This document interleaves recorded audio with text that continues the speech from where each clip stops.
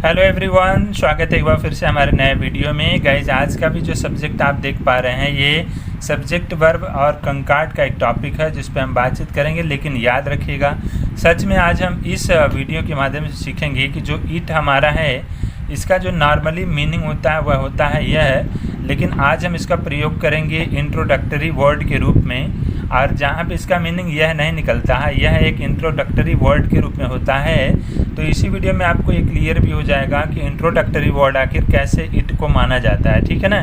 But आपको ध्यान से देखना और समझने की प्लान करनी है, मतलब समझेंगे सुनेंगे ध्यान से तभी बात समझ में आ पाएगी कि भाई एक्चुअली में ये है क्या, ठीक है ना।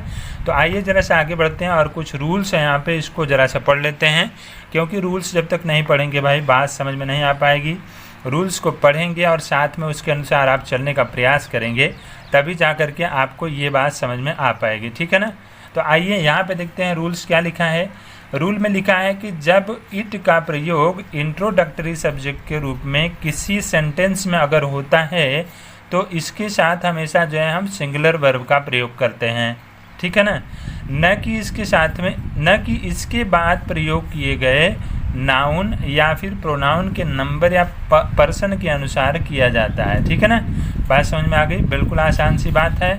मतलब कि जब भी कोई सेंटेंस आपको मिले जिसमें आपका इट का प्रयोग एज ए इंट्रोडक्टरी वर्ड किया गया है या इंट्रोडक्टरी सब्जेक्ट के रूप में किया गया है, तो ये मान चलिए कि उसके बाद जो है कोई बाय द वे नाउन या प्रोनाउन लगा है तो उसका नंबर चाहे सिंगुलर हो चाहे प्लूरल है, उससे कोई लेना देना नहीं है।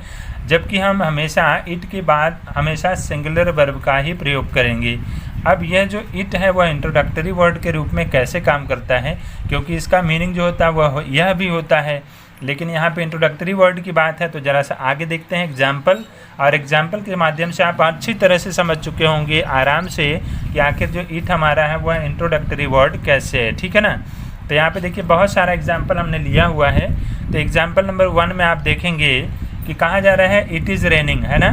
इट इज़ रेनिंग का हिंदी होता है कि बारिश हो रही है, ठीक। तो क्या आपने देखा कि जो इट है इसका मीनिंग यह निकल कर इस हिंदी वाक्य में कहीं दिख रहा है आपको? नहीं दिख रहा होगा, है ना, 100%। जबकि अगर हम बात करें, अगर हम कहें कि यह एक किताब है तो इसके लिए हम कह सकते हैं कि इट इज़ ए बुक, है ना, तब हम कह सकते हैं। और यहाँ पे हमारा बाय द वे इट होगा, इसका मीनिंग यह निकल सकता है, ठीक है गाइस।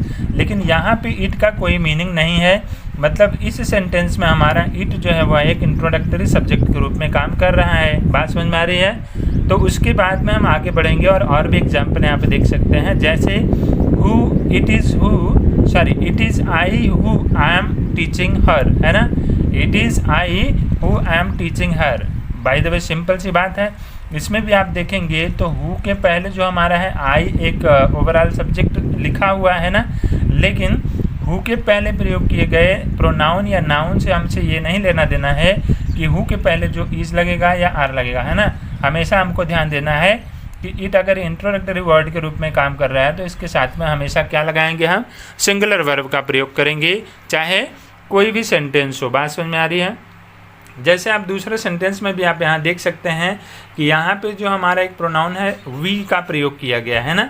तो वी तो हमेशा प्लूरल होता है, लेकिन वी के पहले हमको यहाँ पे इसको समझ के ये नहीं कर देना है कि हमको इसके पहले इस के जगह पे आर का प्रयोग कर देना है, ध्यान दीजिएगा। बल्कि हु के बाद में यहाँ पे जो प्रयोग है यह हमारा इस प्रोनाउन या नाउन का प्रयोग यहाँ पे है, उसके अनुसार एम या आर या फिर इज या फिर वर का प्रयोग करेंगे। लेकिन इस प्रोनाउन या नाउन के अनुसार हम यहाँ पे कभी भी प्लूरल वर्ब का प्रयोग नहीं करेंगे, वह हमारा रॉन्ग हो जाएगा। बात समझ में आ रही है।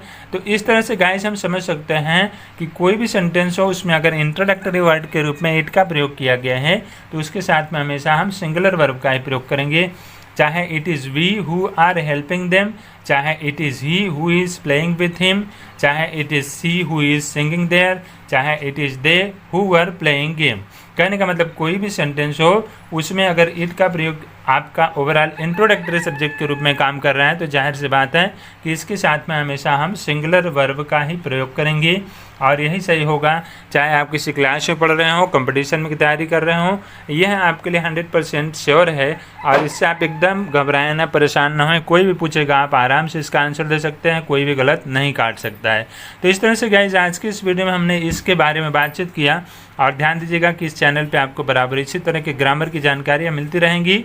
और अगर आप हमारे इस चैनल पे नए हैं तो जाहिर सी बात है कि आपको चैनल को सब्सक्राइब करना चाहिए और बेल आइकन को भी कंटिन्यू कर लेना चाहिए, ताकि आपको हमारे हर वीडियो मिले और इससे आप अपनी पढ़ाई में कुछ न कुछ सुधार करेंगे। और किसी चीज़ को आप रिवाइज करते रहेंगे, पढ़ते रहेंगे, तो जाहिर सी बात है वो हमेशा के लिए आपको याद भी हो जाएगा। ठीक है गाइज, तो बस आज की इस वीडियो में इतना ही, और मिलते हैं अगले वीडियो में कुछ नई चीज़ों के साथ में। तब तक के लिए thank you, bye bye and take care.